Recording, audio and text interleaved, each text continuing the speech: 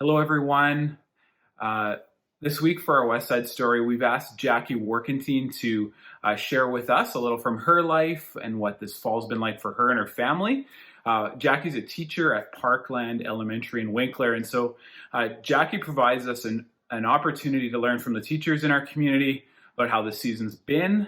And we're focusing this week on the idea of hope.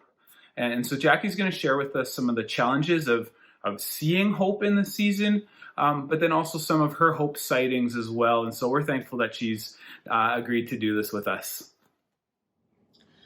Thinking about how hope has been challenged and how I see hope. In my job, it's been tricky because I've had to, in a way, pack up and shelf many of my teaching philosophies. Group work, collaboration, connection. With that being said, when one thing gets packed up, often another opens. It's amazing how we can find different avenues to reach a similar goal.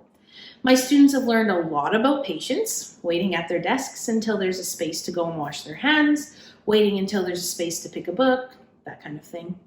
And they've learned about showing kindness in a different way, respecting personal space and really noticing the people around them. They've learned about different ways to learn and how to be content with what they have. For example, they used to have multiple options during what we call explore time, which is free time. Now they have to come up with ways to play with what they have for the week. We've explored a ton of inquiry-based things, and the language and learning that comes along with that is incredible, including using our best teaching tool, nature. Hope has been challenged because protocol seems to change day to day, and we have to adapt along with this. It's hopeful to see how resilient kids are, though. We often don't give them enough credit. And for me, most importantly, although it felt like I had to pack up my philosophy around connection, it's been clear that connection is more important than ever this year. The multiple texts and conversations that I get to have with parents is something I don't take for granted. Kids are learning how to express themselves using words. This year, instead of a hug, they come and tell me how much they love me or leave notes on my table. I truly believe those philosophies that I felt like I was packing up at the beginning of the year will come back down off the shelf, but they will join new ways of doing things that I may never have explored. In my personal life, same ideas. Hope has felt challenging in all the extra hours I've been at work. And with life having slowed down after school, our intentional family time has increased, which is so valuable. Another piece that has challenged hope at home is something I believe many of us have experienced, anxiety. It's so easy to get caught up in everything that's going on. The challenge has been to trust that things will work out as they should, and that people have good intentions. Once I put that in the forefront of my brain, it helps to put things back into perspective.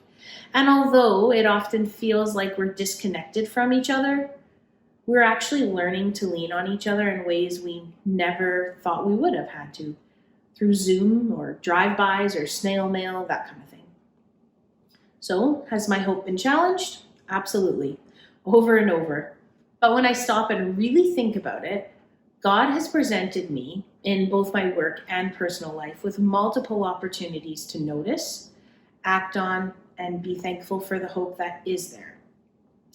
In regards to prayer, I would ask that you pray for patience, strength, and sustained energy for anyone in the school system. And my other request would be prayer for families struggling at home, and prayer for people not to judge. This pandemic is so hard, and many of these families can't see that glimmer of hope, and we actually have no idea what they're going through.